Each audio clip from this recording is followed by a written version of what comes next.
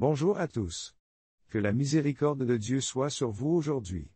L'une de nos sœurs, qui a grandi dans une famille musulmane stricte, souhaite partager son expérience avec Jésus. Vous serez probablement très ému par son histoire. Je vais maintenant vous lire sa lettre de son point de vue. Je m'appelle Leïla, et l'islam était la pierre angulaire de notre famille. C'est une foi qui imprégnait tous les aspects de notre vie. Dès mon plus jeune âge, ma foi a façonné ma vie. Mon père était un membre respecté de notre communauté, connu pour ses connaissances religieuses approfondies, et ma mère était une musulmane très stricte qui se réunissait souvent avec ses amis pour lire le Coran. Grandir dans un tel environnement m'a donné un profond sentiment de sécurité et d'appartenance. J'ai toujours été fier de l'attachement de ma famille à l'islam. Cependant, un autre désir grandissait discrètement en moi, je voulais poursuivre. Mon père était un membre respecté de notre communauté, connu pour ses connaissances religieuses approfondies. Ma mère était une musulmane très stricte et se réunissait souvent avec ses amis pour lire le Coran ensemble. Grandir dans un tel environnement m'a donné un profond sentiment de sécurité et d'appartenance. Cependant, un autre désir grandissait discrètement en moi, je voulais poursuivre des études supérieures. Bien que ma foi soit le fondement de ma vie, j'avais un fort désir d'apprendre davantage et de me développer. J'ai travaillé dur à l'université et j'ai obtenu mon diplôme avec les meilleures notes. Aujourd'hui, une opportunité que je n'aurais jamais pu imaginer se présentait à moi, une bourse pour poursuivre un master aux États-Unis. Pour certains membres de ma famille, il s'agissait d'une grande réussite. Pour d'autres, en particulier mon père, c'était le cas. Ma foi était le fondement de ma vie, mais j'étais déterminé à en apprendre davantage et à me développer. J'ai travaillé dur à l'université et j'ai obtenu mon diplôme avec les meilleures notes. Aujourd'hui, une opportunité que je n'aurais jamais pu imaginer se présentait à moi, une bourse d'études pour poursuivre un master aux États-Unis. Pour certains membres de ma famille, il s'agissait d'une grande réussite. Pour d'autres, en particulier mon père, c'était très inquiétant. L'Occident, avec ses valeurs différentes, était considéré comme un endroit dangereux par certains, mais il me faisait confiance. Au bout d'un certain temps, mon souhait s'est réalisé et je suis parti en Amérique. Lorsque je suis arrivé chez mon cousin, j'ai tout de suite remarqué à quel point tout était différent. La façon dont les gens parlaient, agissaient et vivaient n'avait rien à voir avec la mienne. J'ai eu l'impression de débarquer sur une autre planète. Les gens s'habillaient très ouvertement. L'Occident était considéré comme dangereux par certains en raison de ses valeurs différentes. Mais il m'a fait confiance. Mon souhait s'est réalisé et je suis parti en Amérique. Lorsque je suis arrivé chez mon cousin, j'ai tout de suite remarqué à quel point tout était différent. La façon dont les gens parlaient, agissaient et vivaient n'avait rien à voir avec la mienne. J'ai eu l'impression de débarquer sur une autre planète. Les gens s'habillaient ouvertement et personne ne semblait les juger. La liberté était un aspect fondamental de la vie ici. C'était quelque chose que je n'avais jamais connu auparavant. Chacun vivait avec confiance sans avoir besoin d'une structure stricte pour comprendre qui il était, et personne ne me jugeait. Dans ce nouveau monde, je me sentais perdu, comme un navire dérivant sur une mer inconnue. Le malaise engendré par cette liberté s'est approfondi en moi. L'ordre et la paix que la prière apportait me manquaient. La structure et la paix que la prière apportait à ma vie me manquaient. J'ai essayé de suivre mes prières, mais j'ai senti que quelque chose changeait en moi. J'ai regardé le monde qui m'entourait avec curiosité et envie. Comment ces gens pouvaient-ils vivre en toute confiance sans religion? Comment pouvaient-ils trouver leur chemin dans la vie sans la boussole de la foi? Et pourquoi semblaient-ils avoir des niveaux de prospérité et d'éducation plus élevés? J'étais déterminé à comprendre la source de ma nouvelle confiance en moi et des niveaux apparemment plus élevés de prospérité et d'éducation dans le monde qui m'entourait. J'ai toujours été curieux des croyances des autres, mais je n'avais jamais eu l'occasion d'explorer cette question en profondeur. Un jour, alors que je marchais vers le campus, un homme a attiré mon attention. Il portait une robe noire et quelques livres. Il s'est approché de moi avec un sourire chaleureux et m'a dit bonjour. Ceci est pour vous. Je me suis rendu compte qu'il me tendait une Bible.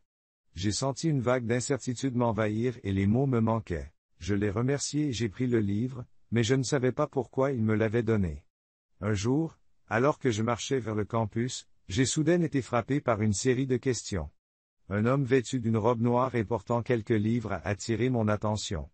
Il m'a souri chaleureusement et m'a dit, « Ceci est pour vous. » Je me suis rendu compte qu'il me tendait une Bible. J'ai ressenti une vague d'incertitude et je ne savais pas comment réagir. Je l'ai remercié et j'ai pris le livre, mais je ne savais toujours pas pourquoi il me l'avait donné. À partir de ce jour, la Bible est restée sur mon bureau. Je la regardais tous les jours, mais j'avais trop peur de la toucher. Finalement, par curiosité, je l'ai ouverte un soir. Je me suis dit que c'était juste pour mieux comprendre leurs croyances, mais j'ai senti quelque chose de tout à fait différent commencer à s'agiter en moi. Lorsque j'ai lu les premières pages de la Bible, je me suis senti à la fois troublé et fasciné.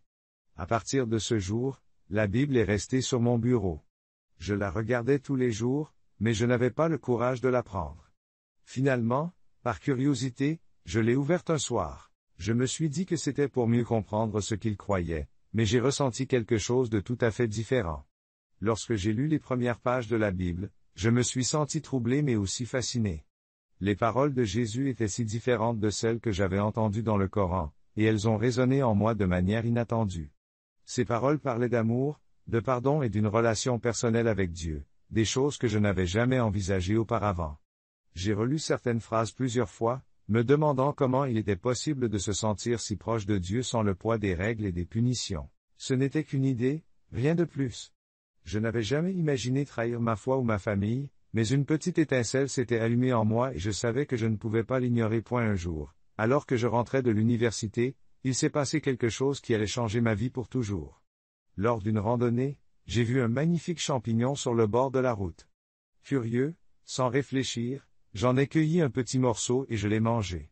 À ce moment-là, tout semblait aller bien, mais après un certain temps, j'ai imaginé trahir ma foi ou ma famille, mais une petite étincelle s'était allumée en moi, et je ne pouvais pas l'ignorer. Un jour, alors que je revenais de l'université, il s'est passé quelque chose qui allait changer ma vie pour toujours.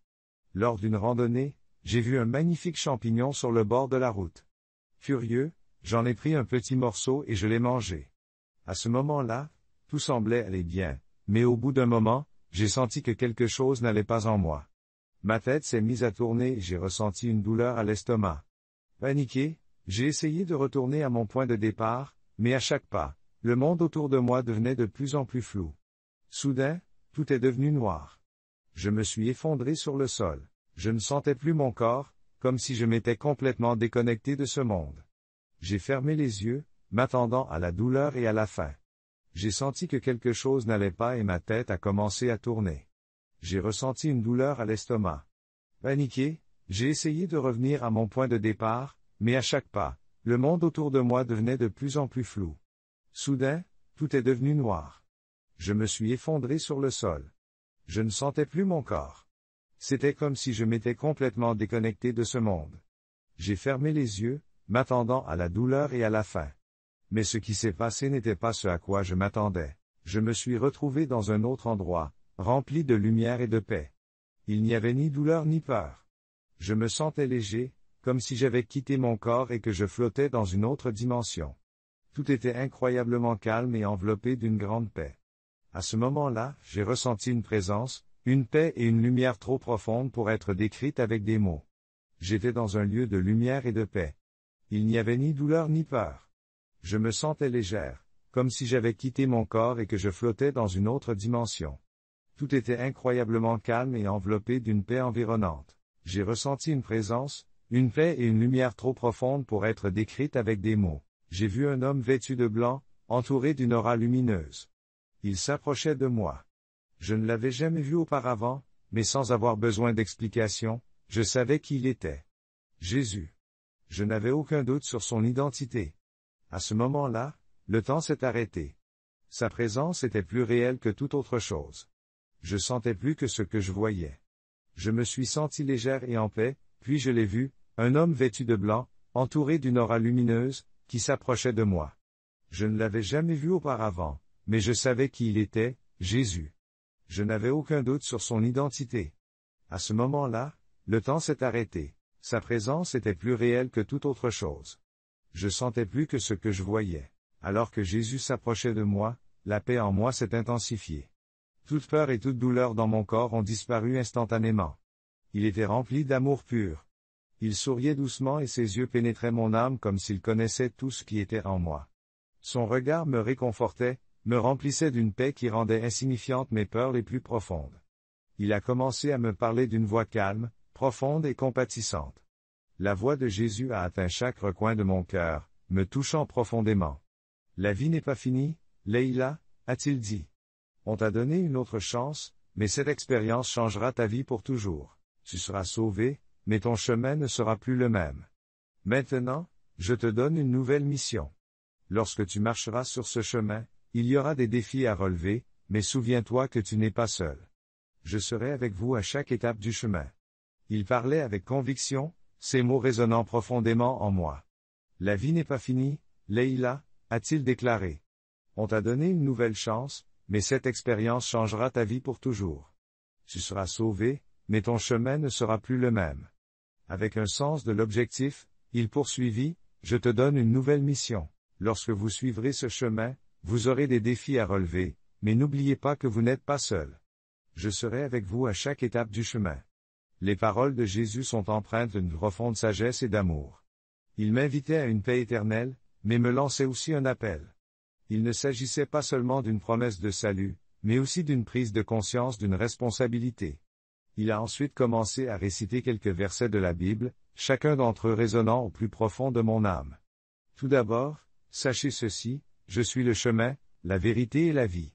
Personne ne vient au Père si ce n'est par moi, a-t-il dit en citant Jean 14, 6. Réfléchissez profondément à ces mots, vous ne pouvez trouver le vrai salut que par moi. Je suis ici pour vous guider selon le but de votre création et pour vous montrer le chemin au-delà du chaos qui existe dans ce monde. Ces mots ont tout changé. Le concept de salut que j'avais envisagé dans le cadre de l'islam a pris une toute nouvelle signification. 6. Réfléchissez profondément à ces paroles, vous ne pouvez trouver le vrai salut qu'en moi. Je suis ici pour vous guider selon le but de votre création et pour vous montrer le chemin au-delà du chaos qui existe dans ce monde. Ces mots ont tout changé. Le concept de salut auquel j'avais réfléchi dans le cadre de l'islam a pris une toute nouvelle signification. Il me guidait vers une nouvelle prise de conscience, mais Jésus n'était pas seulement un guide, il était aussi la clé de mon salut. Vous devez le dire aux gens, l'amour est au-dessus de tout, parce que Dieu est amour. Le plus grand commandement est celui-ci, aime le Seigneur ton Dieu de tout ton cœur, de toute ton âme et de tout ton esprit. Aime ton prochain. Jésus m'a dit que l'amour est au-dessus de tout, parce que Dieu est amour. Le plus grand commandement est d'aimer le Seigneur ton Dieu de tout ton cœur, de toute ton âme et de tout ton esprit. Aime ton prochain comme toi-même, Matthieu 22 2.37-39. Partagez ces paroles avec les gens. C'est la mission que je vous ai confiée. Les gens ont oublié le vrai sens de l'amour. Tu seras un messager qui les aidera à s'en souvenir dans ce monde. À ce moment-là, j'ai senti que j'avais reçu la plus grande mission de ma vie. Cette mission n'était pas seulement Matthieu 22 2.37-39, partagez ces paroles avec les gens. C'est votre mission. Les gens ont oublié le vrai sens de l'amour. Tu seras le messager qui les aidera à s'en souvenir. Dans ce monde, à ce moment-là, j'ai su que j'avais reçu la mission la plus importante de ma vie. Il ne s'agissait pas seulement de me sauver, mais aussi d'amener les autres au salut. Et cela se ferait avec amour, sans jugement, sans force, juste avec amour. Jésus m'a alors regardé dans les yeux et m'a dit, le monde est peut-être sombre, et les gens perdent parfois la foi, mais la lumière brille dans les ténèbres, et les ténèbres ne l'ont pas vaincue. Jean 1. 15 Vous faites partie de cette lumière. Votre chemin portera la lumière malgré les ténèbres. J'ai réalisé que moi et tout le monde pouvions porter cette lumière. Cela n'est possible que par la foi. La mission de Jésus était d'apporter cette lumière au monde. Il s'est arrêté, a regardé autour de lui et m'a donné un dernier conseil, entrez par la porte étroite. Beaucoup entrent par la porte large et le chemin qui mène à la destruction. Peu trouvent la porte étroite et le chemin qui mène à la vie.